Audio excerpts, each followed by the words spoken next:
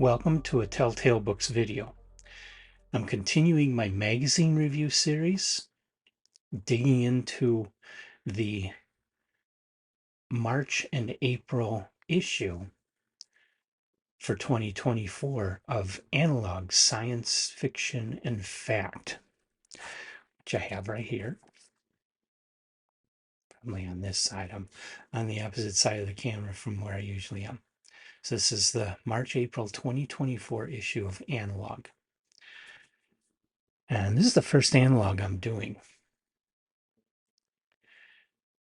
So I think I should probably, for those of you who may not know, although I think most of the people who watch me are going to be well aware of this stuff, but some of you may not be aware that Analog was originally called Astounding Stories of Super Science, and its first issue was published in January of 1930.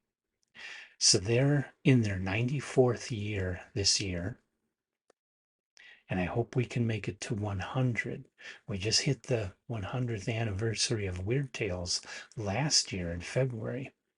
The 100th anniversary of Amazing Stories will be coming up.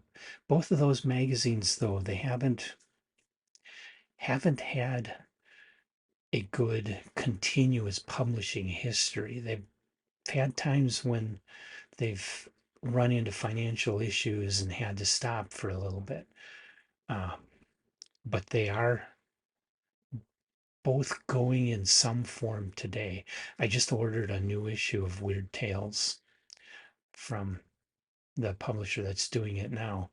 And Amazing Stories, I'm getting emails and stuff from them, but I haven't seen a magazine in quite a while. So I don't think they're publishing a magazine right now. And then, of course, Analog is still going bi-monthly. They've been going bi-monthly for a while, but they're still going and still publishing, and hopefully they can continue that for another 6 years and reach their 100th anniversary. It started out as just another pulp science fiction magazine publishing very amateurish space operas in the 1930s. But in 1937, a very young John W. Campbell Jr. took over the editorship, and by 1939 had redirected the magazine, renaming it Astounding Science Fiction. He wanted to name it just Science Fiction, but somebody beat him to that. So he continued his Astounding Science Fiction until 1960, when he gradually phased in the change over to Analog Science Fiction, which is the name of the magazine today. But of course, in making the changes he did to Astounding, he created the Golden Age.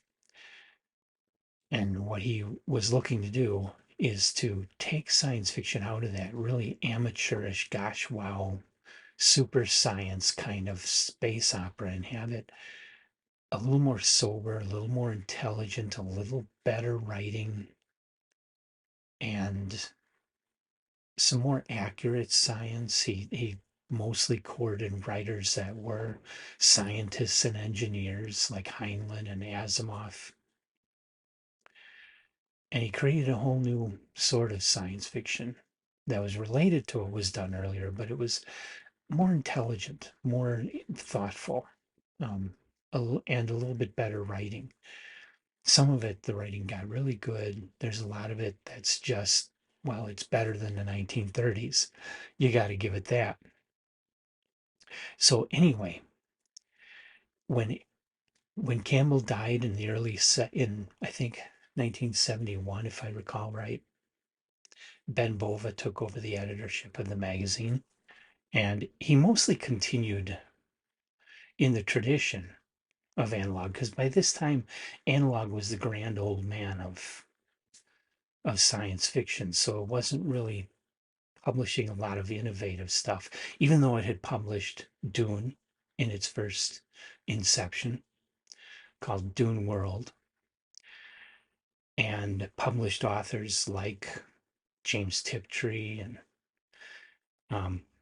well, Bova kind of took it a little more in that direction, getting it to be a little more literate because of the revolution that had happened in the 1960s with the New Age. He didn't make it a New Age magazine, but he at least took it a little bit out of that stuffy old engineering based um, attitude that it had for such a long time.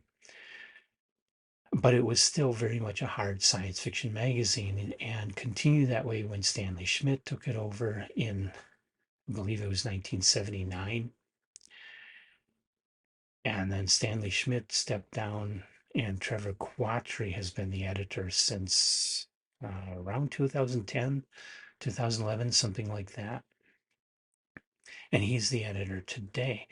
So, longstanding history. This is tends to be the hard side of science fiction that's published in analog. And this was not the first science fiction magazine that I picked up. The first that I picked up was Magazine of Fantasy and Science Fiction in October of 1978. And the first analog I picked up was the January 1979 issue with the first part of the serialization of Titan by John Marley. Analog has this long-standing tradition of hard science fiction, has a long-standing tradition of some really great illustrations, especially in the 1970s and 1980s. The issue, my first issue with Titan on the cover by an illustration by Paul Lair is one of my all-time favorite illustrations. I thought that was a brilliant, brilliant bit of artwork. They continue having some interesting covers, although this isn't my very favorite. It's okay. It shows some kind of a spaceship with some kind of solar sail or something. But I don't think a lot of times, Analog and Asimovs are now owned by Dell. And a lot of times these days, they are just taking stock photography for the covers, or just getting stuff that illustrators have done for other things and reusing them instead of commissioning an illustration for the lead story, which is kind of disappointing. I always liked having covers like the Titan cover where the illustration did relate to the story. That always enhanced it for me. And these days you get some interior illustrations now, but used to be, you do get some interior black and white. But used to be every story had an interior illustration, which was cool. But I know it on their deadlines, it's really hard to get that and get good artwork on short deadlines and have the money to pay for it all. It's a tough call, but um, they have to do what they have to do. And this cover isn't bad. I like it. It's just not a favorite. And I don't think it relates to any of the stories inside. Pretty sure it doesn't. So anyway, the March April 2024 issue is the first one that I'm covering as part of this series. I wasn't able to find time to get to Analog or Asimov during the month of January. I still have them. Maybe I'll backtrack and do them, but I decided I wanted to try to keep these somewhat current to what's still sitting on the newsstand that you can go out and buy while I'm talking about it. And so this one on sale until April 9th. So get out there and grab this issue. It's the March April issue. I don't know why it's disappearing on April 9th, but that's when it's going off the newsstands. So get out there and get your issue of Analog if you haven't already. I, of course, am a subscriber. It's delivered right to my house. Anyway, to get into this issue, as with every collection, anthology, monthly science fiction magazine, where you have a variety of stories, you're going to get a variety of results. The editors try to choose stories that are both appropriate to their readership, what they know of their readership, what they know that their readers have liked in the past. They Analog actually has always done the analytical laboratory going back into the 1940s, where um, readers will respond with what they think was the best and worst and in between stories of each issue. And I think now it's more of an annual thing. So they do have data about what their readers are looking for. And so they try to publish stuff that their readers are going to love. But for any one person, there's no way that everything they choose for any one issue is going to just be, every story great. You're going to love some, you're going to like some, you're going to not really like some. It's going to be a little bit of a mixed bag, no matter how good a job they do. What I found for my own tastes in this issue, what I found was that even though I love short stories, this issue I preferred the longer works. So the issue starts off with a story by William Ledbetter, who's been around a bit, and he's just released a collection of short works, or he's going to be releasing this month, I think, a collection of his short works. But I had never heard of him before. This was my first experience with William Ledbetter, and he published a story here, a novelette titled Enough, and it was good. The basic story is protesters paint messages on walls to defy a government mandated consumerism. You have this future where the government is doing things to promote the idea of citizens going out and spending their money. And it's kind of forced that people spend money. And there are people who protested peacefully and quietly by painting slogans on walls with spray paint. So the government develops a technology to catch them in the act and round them up and put them in jail. And so you follow one of these people who is able to slip past the government and get away.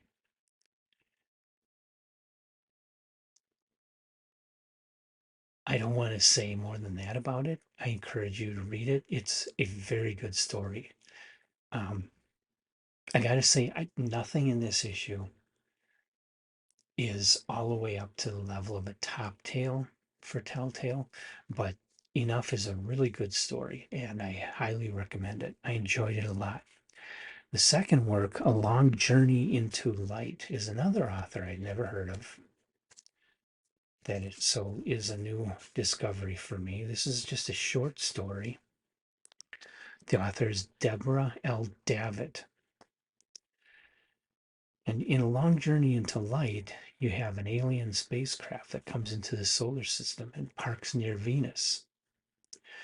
And two Earth ships, one from Western society and one from China, go there to investigate. And the China one wants to just destroy this ship. So there's a bit of a standoff going on here. And the resolution, what happens from there is very interesting. Another really good story. And this one's just a short story, but really, really liked it. And so Deborah L. Davitt is another author I'm going to be paying attention to and looking for more work from in the future, because I think there's lots of potential for some great work here. The third story is a novelette titled Brood Parasitism. And it's part of a series. And I've already looked up the rest of the series was published in older issues of Analog. Two of those issues I already had, two I didn't have, but I was able to get them on Amazon, so I bought them. And so now I have the whole series, which is called the Toroid series. But you don't need to read. I've only read Brood Parasitism. I haven't gone back and read the others yet. And I didn't feel like I was missing anything. I felt like I understood what was going on well enough. So it's not like a continuing story where you have to read all the earlier ones. But in it, you have this shape shifting assassin who is sent with the task of killing a genocidal ruler. And it's told from the point of view of the assassin. Very, very good story. Really well told. I enjoyed it a lot. So again, recommended. So the first three, two novelettes and one short story, I recommend highly. And then there was a whole series of very shorter works, starting with Mariposa de Hierro by Matt McHugh. And in that you have this young girl that has this swarm of robot bees. These robot bees are replacing the honeybees that have died out, um, to perform what honeybees do in our ecosystem. So there's a whole swarm of them that get loose from the farm where they're at, and they start following this young girl who works. Well, she doesn't work yet; she's too young. But her family is a family of sharecroppers going around to farms and working. It was a good story, but I wanted to know more. It seemed like it shouldn't have been just a short story. I mean, the author made his point, but there's so much more going on here that I wanted to know more about and just couldn't because it's not there. I was left kind of disappointed in this story because there's so much more that this story could have and I feel should have been. And the next one is A Reclamation of Beavers by Rami Scott, in which a forest ranger aids in putting out a wildfire. Kind of a strange, my summary doesn't really um, bring in how odd this story is. But to tell you more would really be to spoil it for you. But I didn't think it was well written, but again, a short little story that was good, but not great. Didn't really impress me a lot. Then Define the Color Blue by Ron Collins, where you have a being that attempts to explain the difference between their thinking and human thinking. And this is actually a shorter than a short story. It's a flash fiction piece. And I found it to be okay, but not very original and not very impactful. Just kind of nice. And then was a story by Adam Troy Castro, who is an author that I am familiar with, although I haven't read a huge amount by him. Story's called Gab. And this one was good. Gab is a godlike alien being, Gab, Gab, who takes a woman to talk to a man. And it's kind of a funny story. It's just a brief conversation. It's a very short story, but was humorous and enjoyable. I did like it, but it isn't anything great. And you see the pattern here. The really short stories in this tend to not really be impacting me, although a lot of short stories do impact me. It depends on the author. You read Frederick Brown, he's known for writing short stories, and his stories are just brilliant. They really, they really do impact you. So it's not a question of how short of it just being short that makes it less enjoyable, but the fact that it just wasn't, the author didn't use that form the way that someone like Frederick Brown would to make something that really blows you away.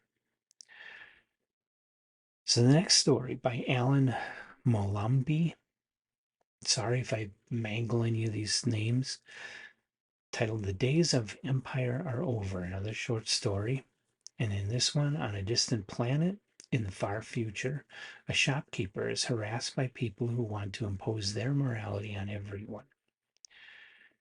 And I thought this was okay, but this is one of those stories that if you took away the future setting on a world other than Earth, you don't have a science fiction story anymore. The setting is the only thing that made it science fictional. Um, you could have set it somewhere on Earth in a historical time period and it would be the same story. And I don't like that. I think, well, I mean, stories can be written like that are good, but I think in order to call something science fiction, it needs to show the impact of some kind of science and technology or scientific situation in nature, how it impacts the people who are involved in it. And this one does none of that. Like I say, it's something where it could have been set on a historical period on Earth and would have been essentially the same story. So kind of it was an okay story. There's nothing wrong with it. It's just it's in a science fiction magazine, and more than that, it's in the magazine that's noted for hard science fiction, and it just doesn't need to be science fiction. Why write a science fiction story if it doesn't have to be science fiction in order to make your point? After that, a story by Sean Monahan called Daisy and Maisie, External Hull Maintenance Experts. This one was good. I think this one was longer. Yeah, this one was another novelette length, and I really liked it. This was good. Guy named Grimshaw is outside his spaceship to do routine maintenance when his suit starts failing, and he realizes it's sabotage.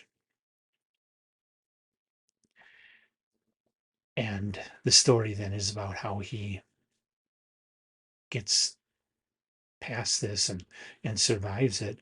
And the two Daisy and Maisie are robot maintenance robots that are out there with him, and they actually they're really cool. They have kind of human snarky personalities, and they make this story very humorous and very enjoyable.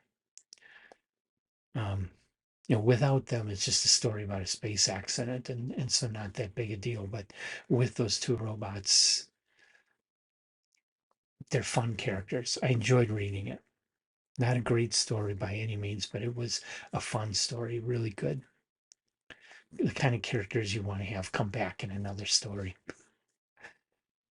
After that, a short story called Ramanujan's Goddess by Naim Kabir. Not sure on pronunciation. And this one, a woman on a science station studying a strange meeting of two different types of space starts hearing a voice in her head. And it gets kind of weird after that. It's a first contact story. It reminds me a lot of The Only Neat Thing to Do by James Tiptree. If you've read that story, I've probably just blown it for you. Um, the only neat thing to do is the stronger story because of Tiptree's great writing style. But this story was a good story. After that was Beretti's Spiral by Kedrick Brown, where a scientist on an alien world theorizes about a part of the universe that is opposite theirs and sends radio signals that are meant to get through to this dark part of the universe. It's got an interesting idea and explores some of the interesting realities and politics of scientific exploration. It's not on Earth, but it's too Earth like. And the scientists in this story, I mean, we know about scientists like Einstein that discover one big thing that really revolutionizes science. This story has this guy that basically, in the space of a human life, discovers everything. Takes people from pushing horse carts all the way up to quantum mechanics, and that was a stretch.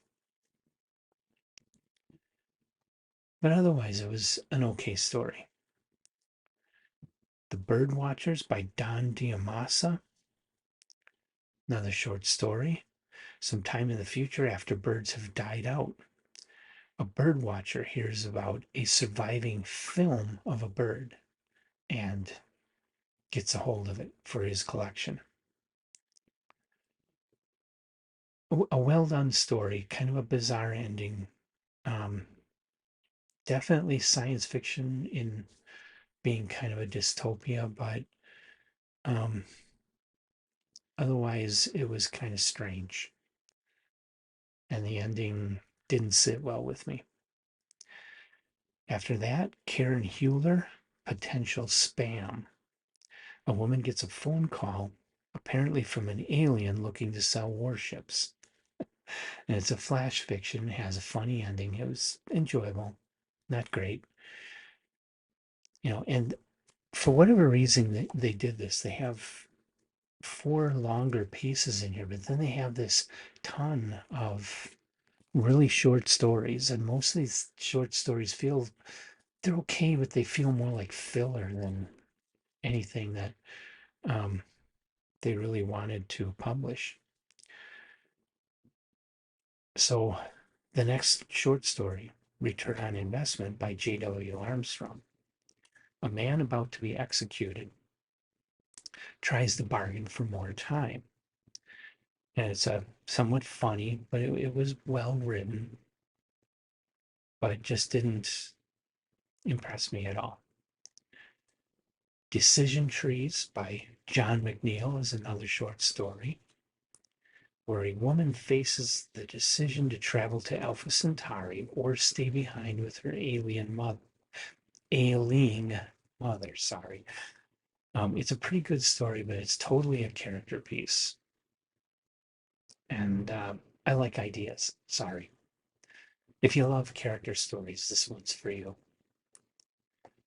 Undertow by Gregor Hartman is another short story where a man participates in an experiment eliminating sleep.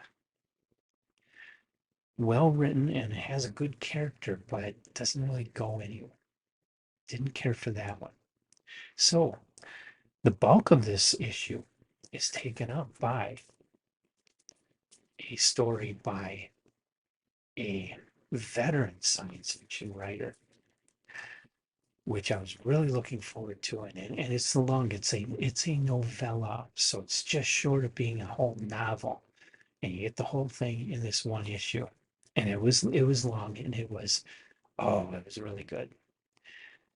Ganny Goes to War by David Gerald. Now, David Gerald is somebody I haven't seen much in Analog. I think he's maybe published one or two other stories in Analog during his whole writing career.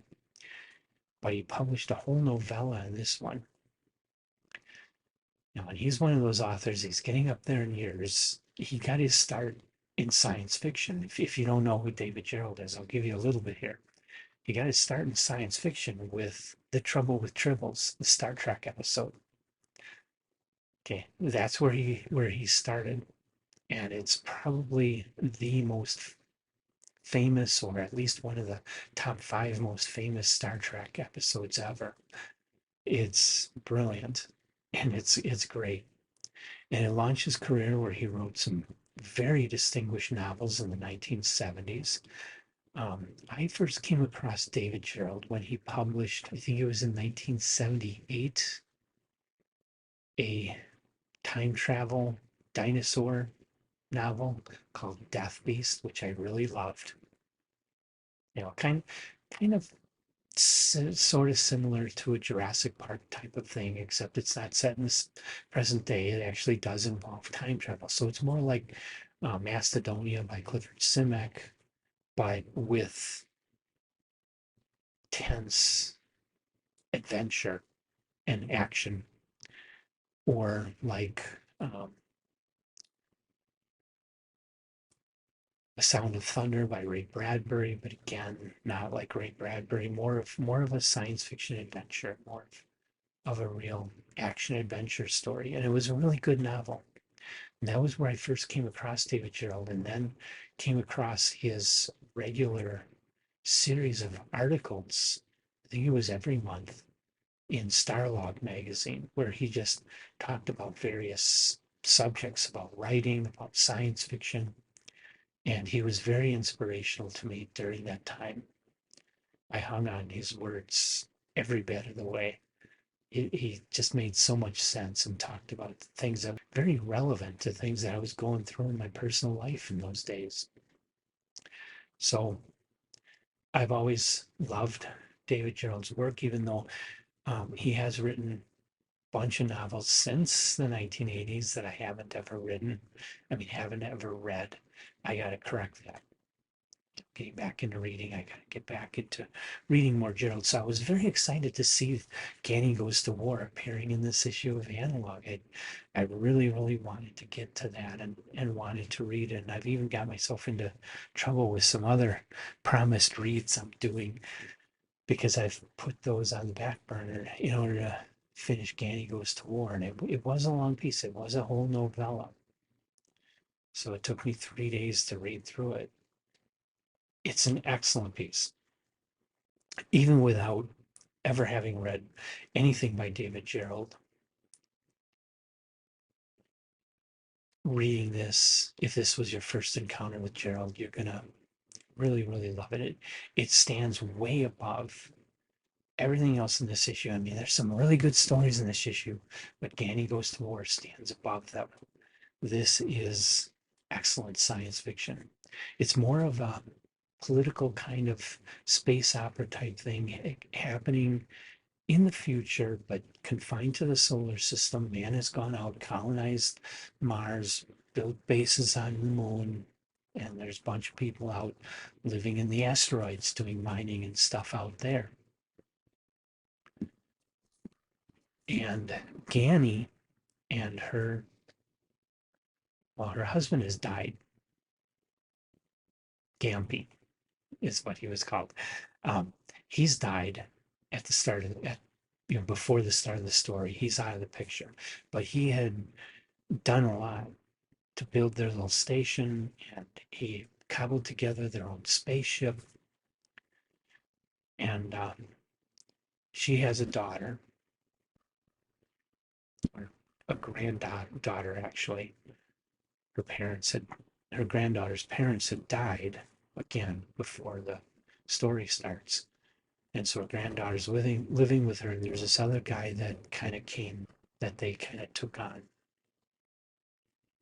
joined them at the station. He's kind of a expert at navigating the dark internet. And there's this corporation on Mars, the Martian Electric Boat Corporation or something like that.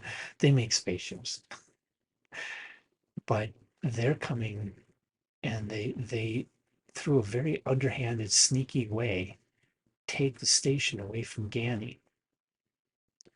So before their people get there, she packs up everything they can that isn't nailed down into Gampy's spaceship, and they take off. But Gampy had seen this coming, and Gampy and Ganny had talked about this stuff before he died, and they had a whole plan of how to deal with this corporation. And along the way, liberate all the spacers in the asteroid belt from the kind of feudal tyranny that this corporation has set up in space, controlling these people. And so they go out following this plan. And the story is fascinating, just because you don't it's slowly revealed what Ganny and Gampy had planned and what they were going to do. It's slowly revealed step by step. At first you just think they're just fleeing, and they're just spacers with this home built spaceship that can't do much of anything. And how are they going to fight this big corporation with military vessels? And then, things get revealed gradually through the story until you really understand what all has happened and what all has gone on and what has led to this full-fledged solar system war that's going on. It's a very funny story. There's a lot of funny moments. Ganny is an amazing character, very well painted in this story. I highly recommend this story. I'm not going to give this one top tail status, because I feel like Gerald has done better works in his career, like The Man Who Folded Himself, um,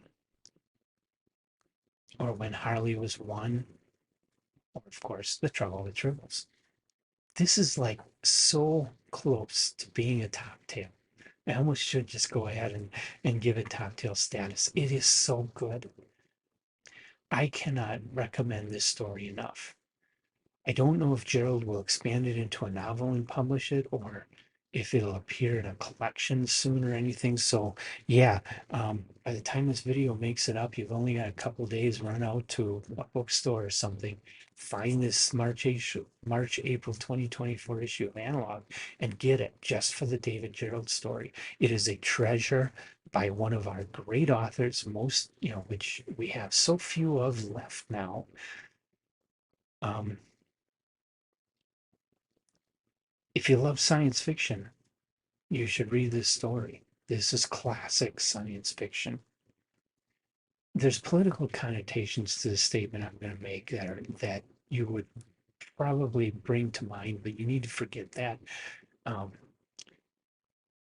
like it kind of feels a lot like a Robert Heinlein story, but Heinlein was very right wing.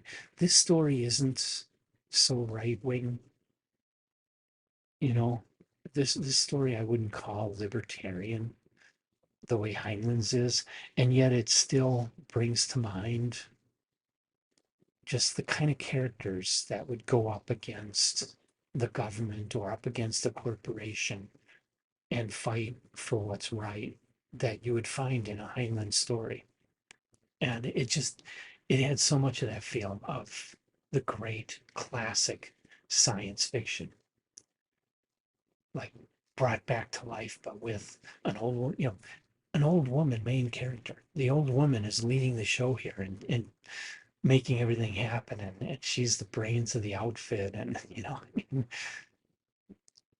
name a Heinlein story that does that. Name any science fiction story that has a grandmother kicking ass like this. It's great. So it's very contemporary, very readable today, but still very reminiscent of all the best of classic science fiction adventure. Um, I don't know, maybe I'm talking myself into top tail status for this story. It is so good. I enjoyed it so much. And that wraps up the issue of Analog. There's, of course, science fact articles in here. One was more like science fact and science fiction. Um, Genetic memory, clones, and epigenetics. It was more relating science fictional ideas from the history of science fiction than it was talking about actual genetics. But it was good.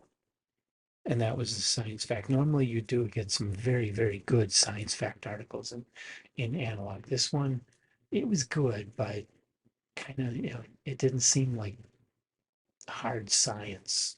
It seemed more like history of science fiction. So, excellent issue, though. I haven't read much Analog in a lot of years. I was a subscriber through the 1980s into the 90s and read a lot of Analog. And of course, I've read a lot of stories from the history of Astounding and Analog and really loved them, but haven't really read much Analog in all the years since the early 1990s.